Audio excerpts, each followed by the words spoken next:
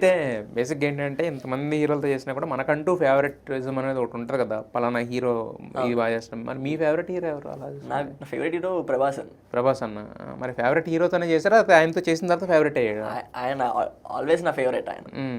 మరి అంత ఫేవరెట్ హీరోతో చేస్తున్నప్పుడు మనకి నెక్స్ట్ లెవెల్ ఆఫ్ ఇది ఉంటుంది. యాక్చువల్లీ కలవగలుగుతానేమో అని ట్రై చేశాను కానీ అక్కడ కుదరలేదు అసలు. ఇప్పుడు బాహుబలి అప్పుడు రెబల్ అప్పుడు చేశారు. రెబల్ అప్పుడు చేశాను, రెబల్ అప్పుడు కలిసాను. సో అప్పటికి ఇంకా ఫేవరెటిజం అనేది ఏం లేదు, తర్వాత మెల్లగా చూస్తూ నేను అప్పటి నుంచి నాకు ఫేవరెట్ అయ్యారు ఆయన. నేను అప్పటికి రెబల్ నుంచి యాక్ట్ చేసిన తర్వాత. మరి ఫేవరెట్ హీరోయిన్స్ ఎవరు ఉంటారు? ఇప్పుడు అనుష్క అంటే నాకు చాలా ఇష్టం. అంతే అంతే. ప్రభాస్, అనుష్క అది అలా కలిసిపోయిన తర్వాత అది.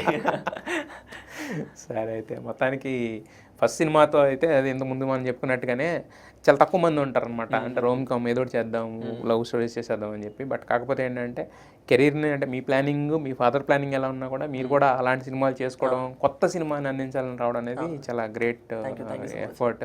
సో ఖచ్చితంగా గట్టిగా చలం. అయితే మనం ఇంతకుముందు నేను చెప్పినట్టుగానే టీజర్ ట్రైలర్ చూడంగానే ఖచ్చితంగా ఇది థియేటర్లో చూసి తీరాలి అని అనిపించింది. థియేటర్లో చూస్తేనే దాని ఇంపాక్ట్ అర్థం